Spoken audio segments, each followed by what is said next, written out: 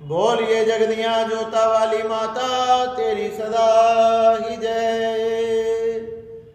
आप सभी को नवरात्रि के 5वें दिवस की हार्दिक शुभकामनाएं। नवरात्रों में 5वें दिवस के रूप में माँ स्कंद माता को पूजा जाता है। नवरात्रि के 5वें दिन में स्कंद माता की पूजा होती है, क्योंकि नव दुर्गाओं में 5वें स्थान पर माँ स्कंद माता का नाम आता है। स्कंद माता दो शब्दों से मिलकर बना है, स्कंद प्लस माता। स्कंद का शाब्दिक अर्थ है कि भगवान कार्तिकेय।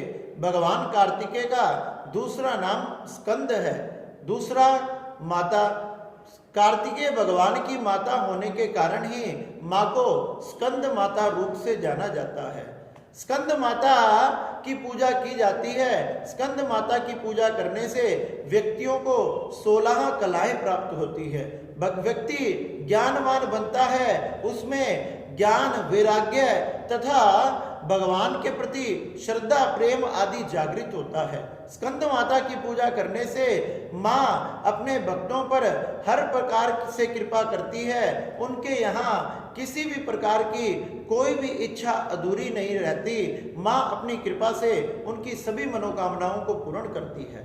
स्कंद माता की सवारी शेर है तथा माँ कमल पर भी विराजमान होती है, इसलिए इन्हें कमला देवी भी कहा जाता है। स्कंद माता कथा के अनुसार जब भगवान शिव तथा सती का विवाह हुआ तथा विवाह के उपरांत माँ सती ने यज्ञ में, पिता के यज्ञ में अपने आप के शरीर को विध्वंस कर दिया।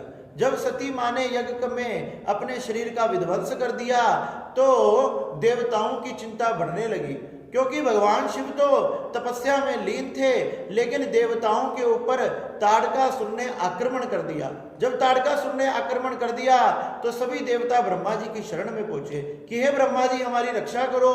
ब्रह्मा जी उन्हें लेकर भगवान नारायण की शरण में पहुंचे।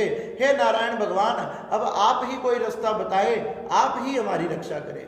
नारायण भगवान ने बताया कि ये ताड़कासुर के दैत्य ने वरदान प्राप्त किया है कि मैं भगवान शंकर के पुत्र के द्वारा ही मारा जाऊंगा, इसलिए इसे कोई और पराजित नहीं कर सकता।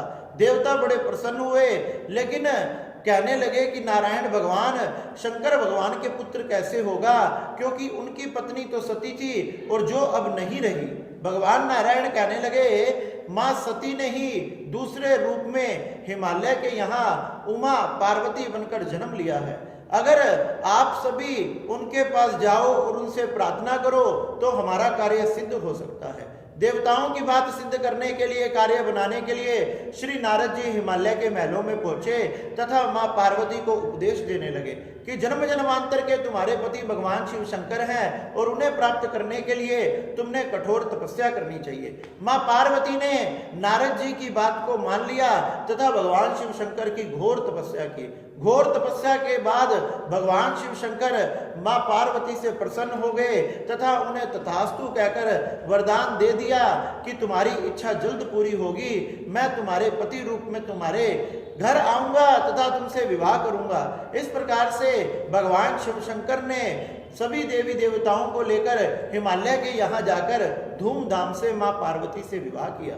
जब शिव तथा पार्वती एक दिन कैलाश पर्वत पर विराजमान थे तो सभी देवताओं ने सोचा कि इनका पुत्र अभी तक नहीं हुआ और ताड़कासुर का चारों तरफ कोलाहल मचता जा रहा है। ताड़कासुर बड़ा पाप चारों तरफ फैला रहा है, अब क्या किया जाए। उसी समय देवताओं के कहने से अग्निदेव भगवान शंकर तथा पार्वती के सामने पहुंचे कि हे भगवान शंकर, आपके पुत्र कब होगा, हम सब स्वर्ग से निकाल दिए गए हैं। उसी समय भगवान शंकर तथा पार्वती में से एक तेज प्रकट हो गया जो बड़ा ही शक्तिशाली था।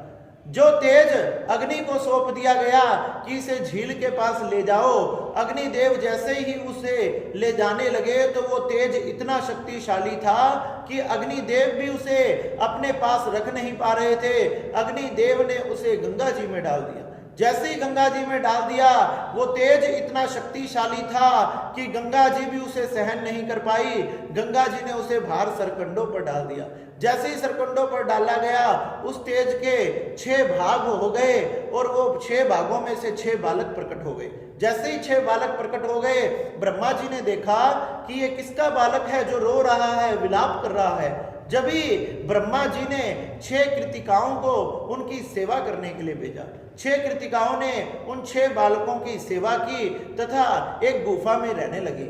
एक दिन भगवान शंकर तथा पार्वती अपने नंदी पर सवार होकर वहां से जा रहे थे, तो वहां से जाते हुए मां पार्वती के हृदय में वात्सल्य उमड़ आया।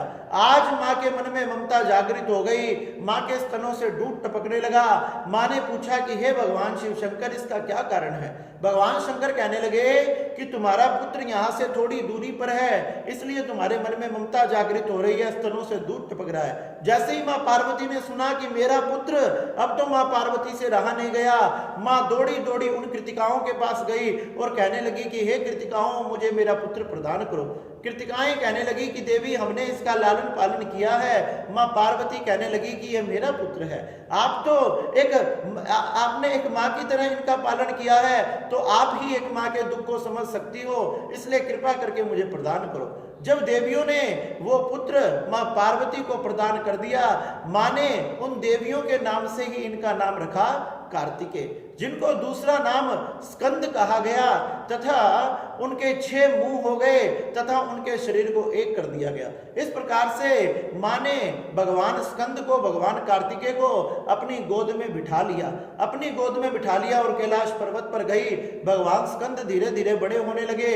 मां ने उनका खूब लालन पालन किया, खूब अच्छी शिक्षा दी, तथा सुंदर समय आने पर कार्तिकेय भगवान ने मां के कहे अनुसार तपस्या को किया।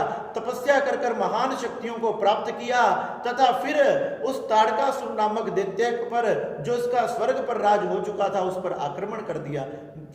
भगवान श्री कार्तिकेय को, भगवान श्री स्कंद को देवताओं का सेनापति बना दिया गया, और देवताओं का सेनापति बनकर जब स्वर्ग पर ताड़कासुर पर कार्तिकेय भगवान ने, स्कंद भगवान ने आक्रमण किया, तो देखते ही देखते कुछ पल में ही ताड़कासुर का वध कर दिया। अब तो चारों तरफ शहनाइयां बजने लगी, बाजे बजने लगे, भगवान स्कंद की तो पूजा होने लगी, लेकिन साथ ही साथ स्कंद माता मां पार्वती की पूजा भी होने लगी, अम्बे जगदम्बे की पूजा होने लगी, क्योंकि श्रेष्ठ पुत्र की मां को ही सारा श्रेय जाता है कि मां ने ही अपने पुत्र को इतना शक्तिशाली, इतना संस्कारी तथा शिक्षित बनाया। इसलिए सभी देवी देवताओं ने मिलकर मां स्कंद माता की पूजा की।